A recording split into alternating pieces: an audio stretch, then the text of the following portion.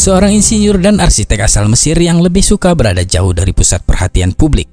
Tidak diketahui banyak orang. Dia adalah Dr. Muhammad Kamal Ismail, pemilik ide marmer dingin, kubah listrik dan payung yang megah di Masjidil Haram.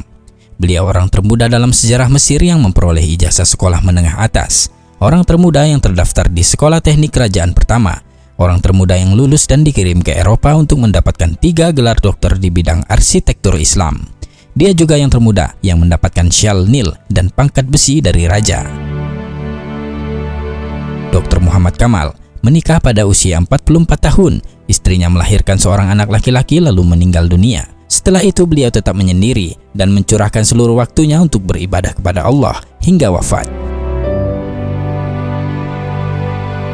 Beliau menghabiskan hampir 100 tahun usianya untuk melayani 2 masjid suci, jauh dari sorotan media massa, ketenaran, apalagi uang. Dr. Muhammad Kamal Ismail adalah insinyur pertama yang melakukan perencanaan dan pelaksanaan proyek perluasan Masjidil Haram di Mekah dan Masjid Nabawi di Madinah. Dia menolak untuk menerima cek pembayaran jutaan dolar untuk ide desain teknik dan pengawasan arsitekturnya yang diberikan oleh Raja Fahd bin Abdul Aziz Al Saud, juga perusahaan Bin Laden. Dia mengatakan kepada Bakar bin Laden, "Mengapa saya harus menerima uang untuk pekerjaan saya di 2 masjid suci? Bagaimana saya akan menghadap Allah pada hari kiamat nanti?"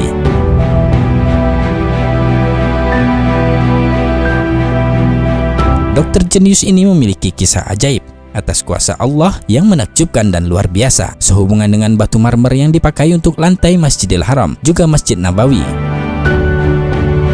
Dr. Kamal ingin menutupi lantai Masjidil Haram dengan marmer khusus yang bisa menyerap panas untuk jamaah yang melakukan tawaf. Marmer ini hanya tersedia di sebuah gunung kecil di Yunani. Beliau lalu pergi ke Yunani dan menandatangani kontrak untuk membeli marmer dari hampir setengah gunung tersebut, jumlah yang cukup untuk lantai Masjidil Haram. Beliau menandatangani perjanjian tersebut dan kembali ke Mekah.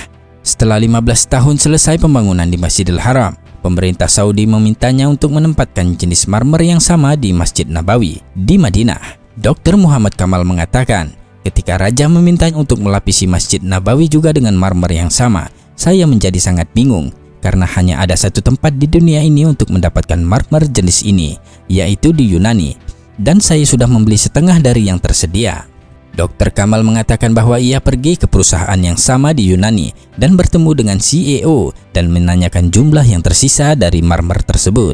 CEO itu mengatakan bahwa marmer yang ada di gunung itu telah terjual semuanya 15 tahun yang lalu. Dr. Kamal menjadi sangat sedih. Ia melangkah keluar dan ketika hendak meninggalkan kantor mereka, ia bertemu dengan sekretaris kantor. Dr. Kamal memintanya untuk memberitahu keberadaan orang yang membeli sisa jumlah marmer tersebut. Sekretaris itu menjawab bahwa akan sulit untuk mengetahui dari catatan yang sudah sangat lama. Atas permintaan Dr. Kamal, ia berjanji akan mencari berkasnya. Dr. Kamal kemudian memberikan alamat dan nomor hotelnya dan berjanji akan mengunjunginya kembali keesokan harinya. Dr. Kamal mengatakan bahwa ketika meninggalkan kantor dia berpikir, "Mengapa saya ingin tahu siapa yang membelinya? Dalam hati saya berkata pada diri saya sendiri, Allah akan membuat sesuatu yang luar biasa terjadi," ujarnya.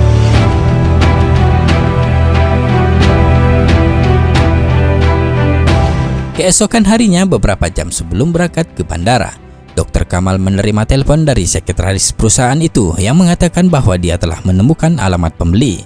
Dr. Kamal pergi ke kantor mereka dengan langkah lambat sambil berpikir, apa yang akan saya lakukan dengan alamat pembeli tersebut? Karena sudah bertahun-tahun berlalu. Dr. Kamal sampai di kantor dan sekretaris memberi alamat perusahaan yang membeli sisa marmer tersebut. Dr. Kamal mengatakan bahwa jantungnya berdegup kencang saat mengetahui bahwa perusahaan yang membeli marmer tersebut adalah perusahaan Saudi Arabia. Dr. Kamal pun terbang kembali ke Arab Saudi pada hari yang sama, dan setibanya di sana, ia langsung menuju ke kantor perusahaan yang membeli marmer tersebut dan bertemu dengan direktur admin dan menanyakan apa yang telah dilakukannya dengan marmer yang dibelinya beberapa tahun yang lalu dari Yunani. Direktur admin berkata, "Saya tidak ingat." Dia lalu menghubungi bagian gudang dan bertanya tentang marmer putih dari Yunani, dan mereka mengatakan kepada Dr. Kamal bahwa semua jumlah marmer yang dibeli 15 tahun yang lalu masih ada dan tidak pernah digunakan. Subhanallah.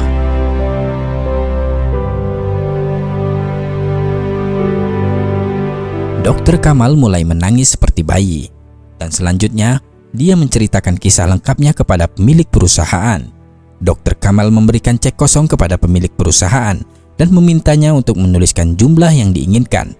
Ketika pemilik perusahaan mengetahui bahwa marmer tersebut adalah untuk Masjid Nabawi, ia berkata, "Allah membuat saya membeli marmer ini dan melupakannya karena marmer ini dimaksudkan untuk digunakan di Masjid Rasulullah." Allahu Akbar.